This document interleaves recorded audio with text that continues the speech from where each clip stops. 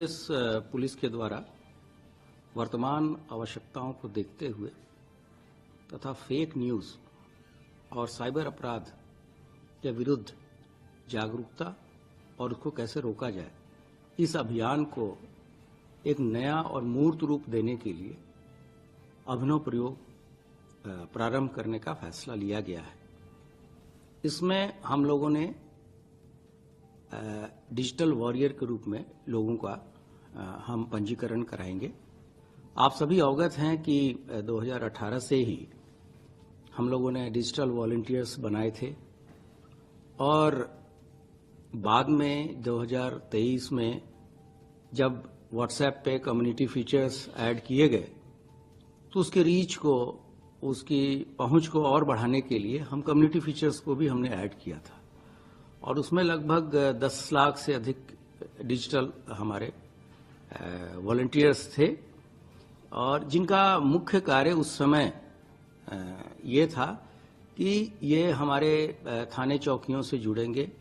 और कोई भी ऐसी घटना, छोटी मोटी घटना जो गांव स्तर पे होती है, मोहल्ले स्तर पे होती है, उसकी सूचना चौकी, थाने इत्यादि को देंगे, जिससे कि हमारे पास तत्काल सूचना त्वरित माध्यम से पहुंचे और उसका निराकरण हम अपने पुलिस वालों को या अपने पुलिस रिस्पांस व्हीकल को भेज के उसको तत्काल करें, जिससे कि कोई घटना बड़ी घटना में परिवर्तित न हो। लेकिन समय के साथ पुलिस की आवश्यकताएं और सोशल मीडिया का जो रीच है, ये महसूस किया गया कि व्हाट्सएप पे के अलावा अन्य भी प्लेटफॉर्म्स हैं जिसको हम लोग कवर नहीं कर रहे हैं। तो इन आवश्यकताओं को देखते हुए तथा जो साइबर क्राइम का एक नया आयाम जुड़ता जा रहा है, उसको देखते हुए ये निर्णय लिया गया है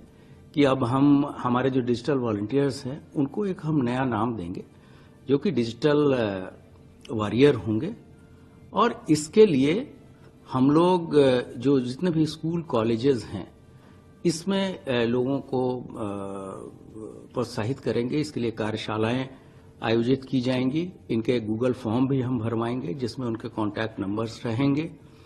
साथ ही साथ हम एक ये भी प्रयास कर रहे हैं कि स्कूल कॉलेजेस में साइबर क्लब की स्थापना भी हम करें। इस साइबर क्लब में जो वहां के जो डिजिटल वॉरियर्स होंगे वो एक वर्कशॉप कराएंगे जिसमें जो नए नए प्रयोग हो सकते हैं और जो नए युग के लड़कों में जो रचनात्मक चीजें उनके दिमाग में आ रही है कि कैसे पुलिस की मदद की जाए, कैसे साइबर क्राइम को रोका जाए, कैसे समाज को जागरूक किया जाए। तो उस तरीके से एक नोडल शिक्षक को भी हम लोग उसके लिए प्रत्येक कॉलेज और स्कूल में स्कूल प्रशासन या कॉलेज प्रशासन से जोड़ के लगाएंगे। और ये सारी चीजें हम कुंभ की आवश्यकताओं को देखते हुए भी कर रहे हैं, क्योंकि आप सभी अवगत हैं कि एक बहुत ही ऐतिहासिक क्षण है